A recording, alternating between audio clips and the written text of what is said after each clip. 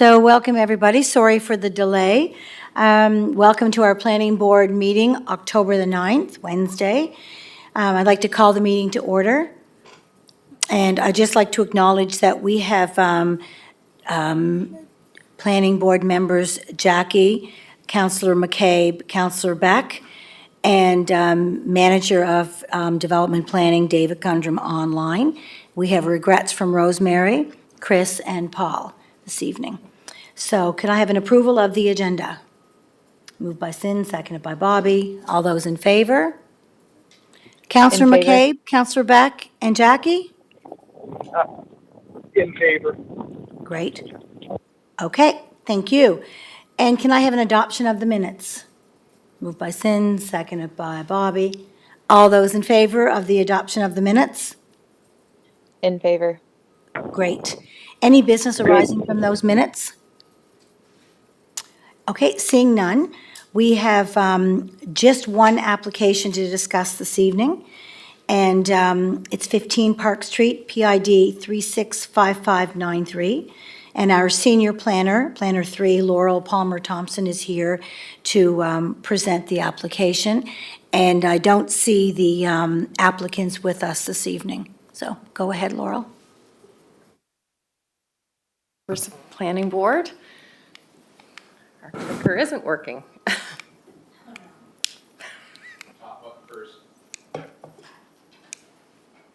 Okay, there we go. This is an application to amend an approved development concept plan, the Eastern Gateway Master Plan, and an amendment to Section 3.5A, Eastern Gateway Waterfront of the official plan. This also requires an amendment to Appendix B, Comprehensive Development Area CDA parcels and permitted uses of the Zoning and Development Bylaw. And the property is located north of Riverside Drive and is designated Comprehensive Planning Area by the City of Charlottetown Official Plan and Zone Comprehensive Development Area CDA under Section 44 of the City of Charlottetown Zoning and Development Bylaw. It's located right here, bounded in red. The property owner, the Government of Prince Edward Island, is requesting an amendment to the Eastern Gateway Master Plan and official plan to allow a community outreach center and a shelter for unhoused individuals to continue to operate long-term on the property. The buildings on site are comprised of two modular units which contain the outreach center on the southwest portion of the property behind the government garage, right here, and two modular structures containing 50 temporary emergency transitional units on the southeast portion of the property, which is right here.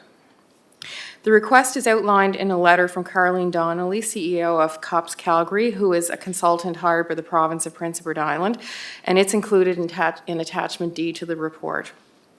So property context, the subject property, it's 2.59 acres. Back a bit. 2.59 hectares, 6.40 acres in size. It's currently occupied by the former Government of PEI maintenance garage and office space used for COVID-19 testing sites during the pandemic, which is right here. There's a surface parking lot, a structure containing the outreach center, and two modular structures containing 50 temporary emergency transitional housing units. So on October 13th, 2022, City Council approved a temporary use major variance for an emergency housing units to operate for a period of 1 year. On September 23rd, 2023, Council granted an extension to allow these emergency housing units for an additional 1 year period. Also, on January 22nd, 2024, Council granted approval to allow the Community Outreach Center to operate on site for a period of 1 year under a temporary use major variance. So surrounding context, adjacent properties are occupied by a mix of land uses, including to the north, 15 Riverside Drive, MCO Limited Manufacturing Facility. To the east, there's 8 Riverside Drive, Irving Oil Limited, Storage Facility and Service Station. To the south is 385 Grafton Street, which is Tim Hortons and Wendy's eating and drinking establishments. To the southwest and west, Government of PEI undeveloped green space, PID number 825927 and 336537. And to the west, City of Charlottetown surface parking lot, PID number 365585, an Atlantic Lottery Corporation facility, and low-density residential dwelling units are located further west along Beach and Park Streets. The comprehensive development area zoning classification applies to adjacent properties to the northwest, north, east, and south. Parking, park culture applies to adjacent properties to the west and southwest, which separates the subject property from land zone, low-density residential R2 further west. So legislative requirements. The zoning and development bylaw stipulates the process for amending an approved development concept plan, and I've included that process in the report, but specifically section 41.2.7 of the bylaw applies to this application. Section 41.2.7 states that before council approves or amends a development concept plan in a CDA zone, a public meeting shall be called in the same manner, mutatis mutandis, as if an amendment to this bylaw were being considered. Therefore, Planning Board must consider the request to amend the approved development concept plan and make a recommendation to council whether to proceed to public consultation or not. Council may approve or reject the request to proceed to public consultation. So, in terms of location, residential uses are limited except for the west end of Beach and Park Street. And this area of the city tends to be industrial in nature and contains uses such as the school board, government garage, parking lots, government office buildings, Irving oil tanks, and the Charlottetown sewage treatment plant is located along Riverside Drive. North of the site is the Charlottetown Driving Park. Also to the southwest of the site is land owned by the city and its own institutional, which is used to hold events. Park Street is a unique street in that one half of the street is split with residential uses and the other half is more industrial and commercial in nature. And the divisions of uses on the street is separated with a treed buffer. I'm just gonna jump ahead here. So this is Park Street as it currently exists. This was pre-connection of the roads. So the division of uses on the street, as I said, it's separate with the treed buffer. And Beach Street once terminated at a cul-de-sac, but it's now connected to Park Street, and Beach Street is comprised of low-density residential dwellings as well. So you can see in this slide how they were both separated, and this is the connection. The area of the city falls within the Comprehensive Planning Area 2, Character Areas 3 and 4 of the Eastern Gateway Master Plan. The Eastern Gateway Master Plan was drafted in March of 2011 as a document, and it states that the master plan is intended to help better understand the role of the gateway in the city and guide new opportunities for growth and development.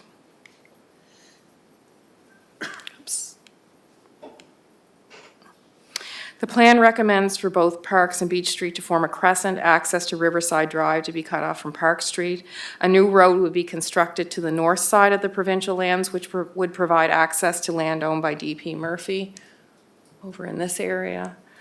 The long-term vision for the plan incorporates D.P. Murphy's land as an area for higher order commercial office uses that could also support the multi-use sports facility.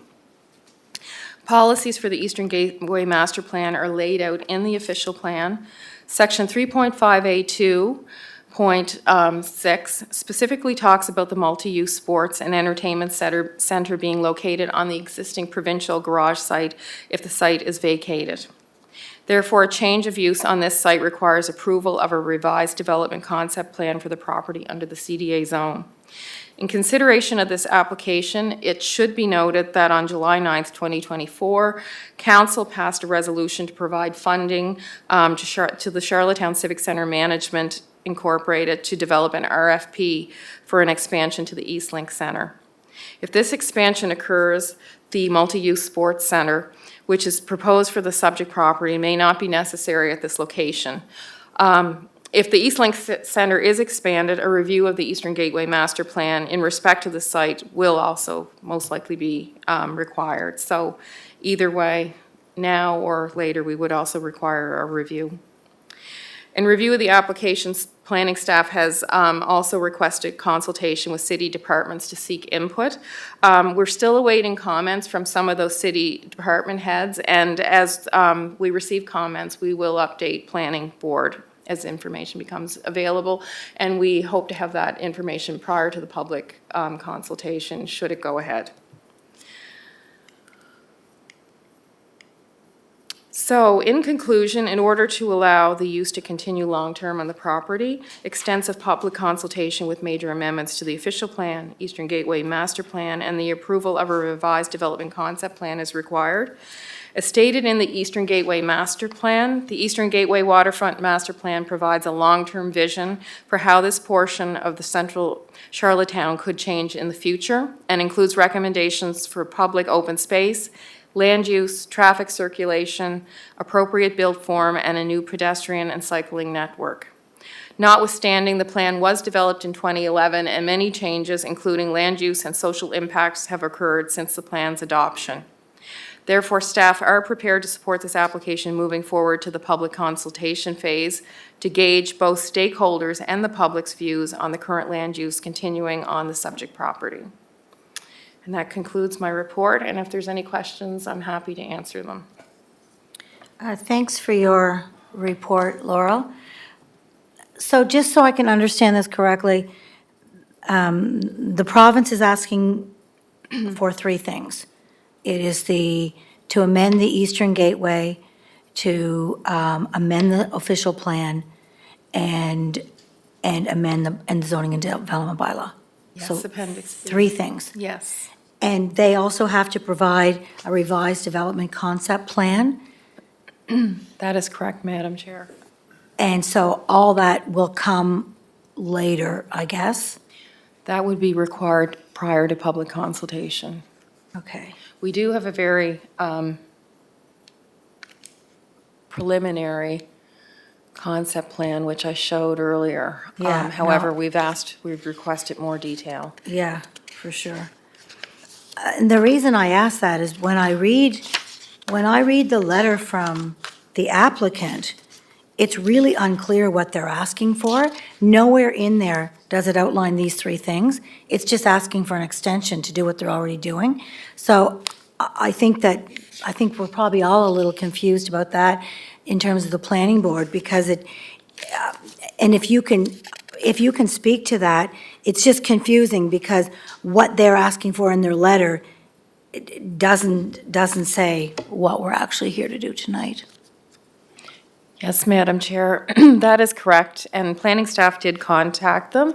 They were really unclear about how they should proceed with their request to locate this facility long-term. So they were applying to extend the major variance, and under the zoning and development bylaw, they're not permitted to extend it past the 1 year and then the extension, which was an additional 1 year. As you probably remember in my previous reports, in 2022 and 2023, I said that there would be major amendments required and public consultation should they ever come forward requesting a more permanent use on the site.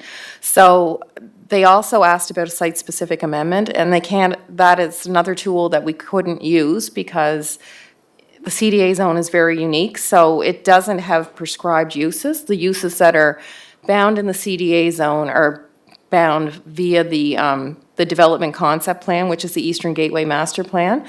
So those uses are already stipulated in the master plan, and for the most part, when properties get developed within that zone, they're bound by a development agreement. So in order to change those uses, they have to amend the Eastern Gateway Master Plan, which is an amendment to the CDA zone. And that is why we told them that they would have to apply for this process. So we actually had them respond back to us via an email stating what they were requesting. I hope that clarifies it.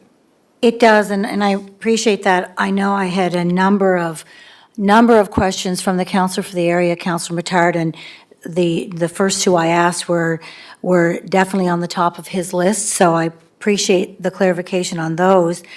But he was also wondering, if we do then go through these three changes, these three requests, and does that then mean that if these changes were successful, would that mean that they could only do the two things they're asking for in their letter?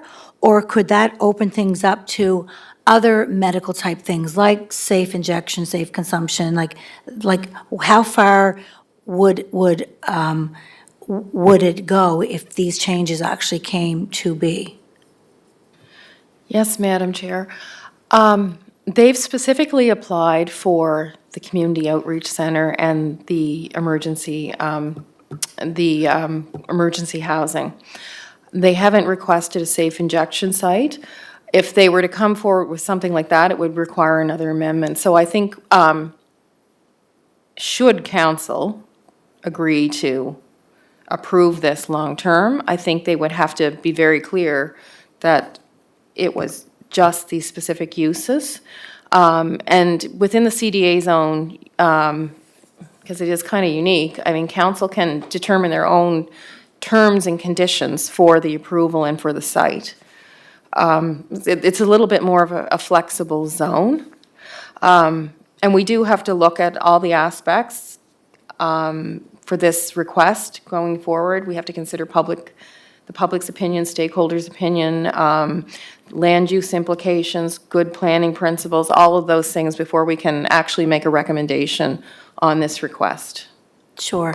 Yeah, no, thank you thank you for that. So if I hear you correctly, there could be down, as we go through this process, an extensive development agreement would be in place along with these requests if it was to come to be. I think it would be very prudent to require a development agreement in this situation. Okay. And the other thing the counselor for the area was noted, and I also noticed it myself as well, but he noticed that when council approved money for the Eastlink Center to explore their options, but council hasn't approved an expansion to the Eastlink Center or giving the funds. So I wouldn't think that would be a reason for, that to me couldn't really be a current reason for opening up the discussions on this, I wouldn't think. I just wonder what your thoughts are on that. It's my understanding there was just funding supplied for an RFP to investigate the probability of whether it's feasible to add on to the Eastlink Center or to build a new facility. That would be preliminary at this time because we don't know the outcome of that report. However, if that report by some chance were finished prior to this and we knew the outcome, then you could build that into your consideration of this application. But given that we know that there was an RFP, we wanted to put that out there so that council and the board were aware. Okay, I have other questions, but I'm going to open it up to the board, and so any questions? Go ahead, Sin. Thank you, Madam Chair. Laurel, could you go to the previous information on the file? So, yeah, just the previous slide. I see that the council approved for major variance for the emergency housing unit, and that was in 2022 for 1 year. And for the same one, the variance was again issued for 1 year. Now, for the emergency housing unit, did we do a variance in 2024? I can answer that. You can look and see that it was September 2023 when we did the second extension to allow for the emergency housings for 1 more year. And in that resolution, it stated they could not come back for another extension. Right. And then in June, then we started the process for the outreach center in December, but it didn't get approved until January. So that variance doesn't expire till January. I think it doesn't even expire till March because of the occupancy permit.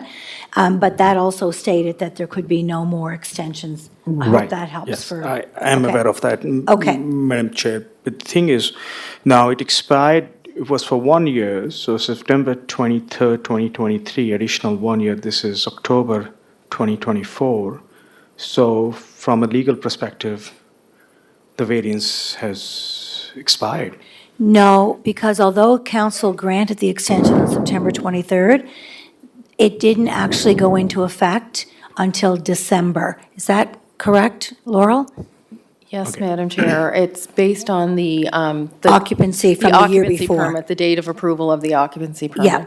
So that, okay, so that clarifies. That's Yeah. good information. Thank you, Yeah. Madam Chair. And then the same with the community outreach, although council approved it January 22nd, the 1 year didn't begin until they actually opened the outreach center, which I believe was early April or an end of March-ish. Yeah. Thank you, Madam Chair. Yes, Now, Madam Chair, I believe that's correct. I see that in the letter, the government the Housing Corporation clearly stated, we want to stress that we do not, and I quote, we want to stress that we do not necessarily see Park Street as a permanent location for these services, but critical, in our view, to continue to operate at this location for a longer period of time. The government continues to work with senior advisors, Carleen Donnelly, to enhance the system of care for islanders with complex needs, but we need to build community capacity and care pathways in order to do this, and it will take time. Now, my question is, if the government is stressing on the fact that it is not a permanent location, and with this amendment, this could very well be a permanent location without, from a legal perspective. My question is, has the government given any indication, like how long they want to keep this, unit in that? How long? What's the period of time they want to keep this outreach center and the emergency housing unit in this particular location? Yes, through the chair. I believe that is an answer for the provincial government to address. They haven't indicated us a long-term, like the exact amount of time, so I think that would be something we would have to clarify with the provincial government. Thank you, Laura. I may have more questions later on, Madam Chair. Sure thing. Any other questions from the folks here on the floor before I open it up to the ones that have called in? Bobby? I think I'm just, Oh. Chair, can I just clarify that we are just going to public consultation right now, though, right? A lot of these questions will probably be able to get answers. Yep, you're right, Councillor McCabe. You're absolutely right. The recommendation for this evening is to only recommend to council to proceed to public consultation to gauge stakeholders and the public's input on whether or not this is something, to move forward on. You're correct. So I think tonight, any opportunity to seek clarification. I mean, a lot of these questions will probably be addressed again at the public meeting, but it's a pretty complex file, so I certainly have opened it up for Absolutely, I anyone to agree. continue. I just Yep, wanted to make sure. Yeah, thank you. no problem. Any other questions? Sin, your light's on. Go ahead. No questions, Madam Chair. Thank you. Councillor Beck, are you there? Not to put you on the hot seat, do you have any questions for Laurel or Mike? No, I'm fine. I'd actually put a motion on the floor to proceed to accept the recommendation to proceed to public consultation. Okay, so a motion from Councillor Beck to accept staff's recommendation to move this along to council, for council to approve a public consultation to gauge the stakeholders and the residents' input. So we have somebody that's moved it. Councillor Beck, does somebody want to second that resolution? Okay, seconded by Lee. So now that the resolution is on the floor, any questions on the resolution? You? No, no questions? Okay. Okay, so I have another question. This is actually from, another question from the councillor for the area. And just wondering, how long do we anticipate it will take to go through these three plans? Like, it's quite a big ask, like three big asks. So, Laurel, are you able to outline, like, like, for example, like, how long will it take the staff to be prepared for, say, even if it goes to public consultation? Because there's a lot of steps that haven't been, a lot of the package is still missing. And would the province be coming to that, a public meeting, so that folks are there to be able to ask the applicant questions too? I guess it's a whole bundle of questions, but you know where I'm getting at. Thank you. Yes, Madam Chair, I think it's the province's responsibility to appear at the public meeting and address the concerns of both the public, council, and any stakeholders that may be present.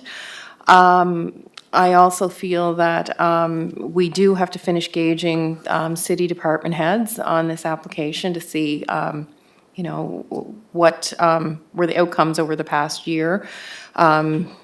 What did they actually have to deal with when they were dealing with their respective departments? We should also look at consulting with some of the stakeholders that were involved with the Eastern Gateway Master Plan to see, where they are with that site being, the use changing on that site. So I think there is a little bit of engagement that has to happen prior to the public consultation phase.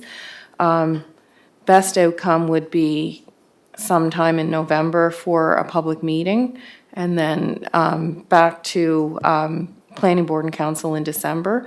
However, depending on how fast the province moves with the information that they have to provide us and additional consultation will determine when we can actually schedule a public meeting. Can I Thank ask a you. question on that then? Yeah, go ahead, Deputy Mayor? Councillor McCabe. So we granted the second extension on September 23rd, 2023, and we were told at that time that was there was no possibility of extending past that date. So what happens when you're saying the earliest possible for the very simplest thing right now is November? What does that indicate? Well, you might not have been able to hear, but that was brought up. Although council approved it in September, if you recall, they didn't take occupancy originally until December. So they have their not the temporary extension shelters, though, for the housing right? units 'Cause- until December. No, I know, but with the temporary shelter, we approved it in 2022, and then we granted an extension, so they would have already been occupying it, right? We granted the extension. Yeah, on but the December original 23rd. occupancy would have started from the date that they had their first original occupancy, which would have been December Oh, okay. 2022. Yep. And so then, although we passed it in September 23rd, 2023, it still goes to the December 1-year mark. Yep. Thank you for clarifying that. No problem. So the resolution is on the floor to accept staff's recommendation to proceed to a public consultation to gauge stakeholder and residents' input on this application. Does anyone have any more questions on the resolution? Okay, we call the question then. All those in favor of staff's recommendation? Councillor Beck, Councillor McCabe, and Jackie? In In favor. favor. In Oh. favor. Okay, thank you for that. So, so the board has voted unanimously to move this on to council. Again, for council to either accept or not accept the staff and the planning board's recommendation to move on to a public consultation. And as I mentioned, this is just to gauge stakeholders and residents' input on this application. So I thank everyone very much for that. Introduction of new business. Seeing none, I just have, I will just say that this item is on the agenda for tomorrow evening's special meeting of council. So council will have the opportunity to review this tomorrow evening to either accept or reject the recommendation to move on to public consultation. So that will be tomorrow evening, 5 PM meeting. So I'll ask now for a motion to adjourn. Okay, moved by Sin, seconded by Bobby. All those in favor? Great. Thank you, everybody, and I Favor. appreciate everyone coming. Thank you.